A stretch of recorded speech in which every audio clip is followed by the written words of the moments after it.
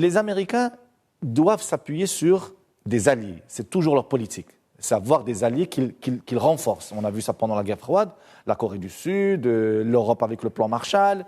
Et à chaque fois qu'il y avait un pays communiste, ils mettaient en face un pays à économie de marché pour montrer aux gens la différence entre les deux régimes. Et donc, ils se sont toujours appuyés sur un réseau d'alliés. Et le Maroc fait partie de ce réseau d'alliés. Et donc, pour les Russes?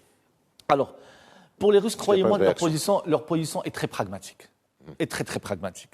Bon, ils vont prendre, si jamais l'information s'avère vérifiée, ils vont prendre ce que l'Algérie voudra bien leur donner.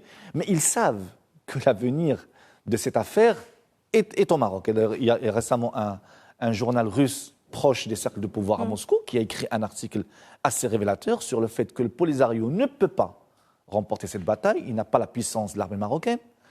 Que l'opinion publique internationale se désintéresse de cette affaire. Et donc, les Russes ne voudront pas se voir damer le pion par les Américains. Ils vont avoir une attitude plutôt raisonnable. D'ailleurs, les accords de pêche avec la Russie montrent que même si au sein du Conseil de sécurité, on parle d'une position... quoi dans la région pour voir ce qui se passe sans véritablement s'impliquer. Mais à travers les accords de pêche, elle reconnaît qu'elle a signé ces accords avec le Maroc. Moi, je dirais qu'il y aura plutôt un rapprochement de la Russie, parce qu'on a vu dernièrement, au mois d'octobre, on a vu que la Russie, au niveau du Conseil de sécurité, elle n'était pas contre les résolutions qui étaient pour le Maroc. Donc, d'ici là, les relations étaient au beau fixe.